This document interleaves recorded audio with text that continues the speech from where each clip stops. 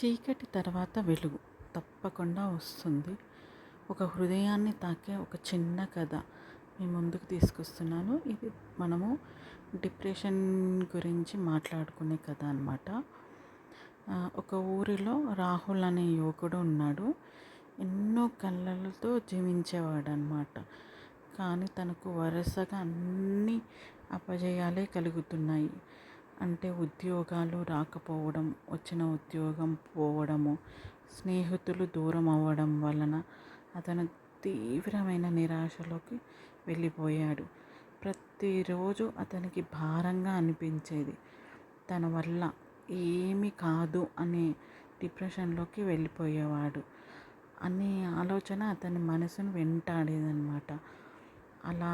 అలానే రోజు డిప్రెషన్లోకి వెళ్ళిపోయి ఒకరోజు పార్క్లో ఒంటరిగా కూర్చున్నప్పుడు ఇది గమనించిన ఒక ఓల్డ్ మ్యాన్, ఒక వృద్ధుడు పార్క్ దగ్గరికి వచ్చి అతని సమస్యను అర్థం చేసుకొని అతని దగ్గరకు వచ్చి అడిగాడనమాట, బాబు, నీకు ఈ మొక్క కనిపిస్తుందా? దానికి రాహుల్ తల ఎత్తి కనిపిస్తుంది తాత అని అన్నాడు. అప్పుడు ఆ వృద్ధుడు చెప్పాడు, ఈ మొక్కను నాటినప్పుడు 2 సంవత్సరాలు కిందట ఇది ఏ ఎదుగుదలతో లేకుండా జస్ట్ అలానే ఉండిపోయింది. అంటే దాని అర్థం కింద తను బలంగా ఒక ఏర్లని క్రియేట్ చేసుకుంటుందన్నమాట. సో తర్వాత ఒక్కసారిగా కొన్ని రోజులు అయ్యాక వేగంగా ఎదగడం మొదలు పెడుతుంది. ఆ మాటలకి రాహుల్ మనస్సు తాకాయి. అంటే రాహుల్కి అర్థమైందనమాట, పైన మనకి ఏమి కనిపించినా అది నిజం కాదు, లోపట దానంతట అదే స్ట్రెంగ్త్ బిల్డప్ చేసుకుంటుంది అని అర్థం. సో అతను అర్థం చేసుకున్నాడు, ప్రతి ఎదుగుదల బయటికి కనిపించదు, కొన్ని విజయాలు మనలోనే మొదలవుతాయి.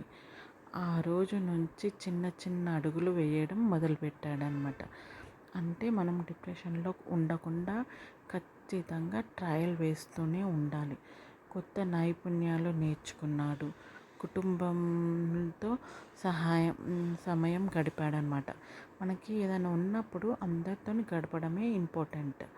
తనను తాను నమ్మడం ప్రారంభించాడు. ఖచ్చితంగా ఇది మెయిన్ ఏంటంటే మనము నమ్ముకోవాలి, అందరితో కలిసి ఉండాలి అండ్ ఎప్పుడు గివప్ చేయకుండా మనం ఏదో ఒకటి చేస్తూనే ఉండాలన్నమాట.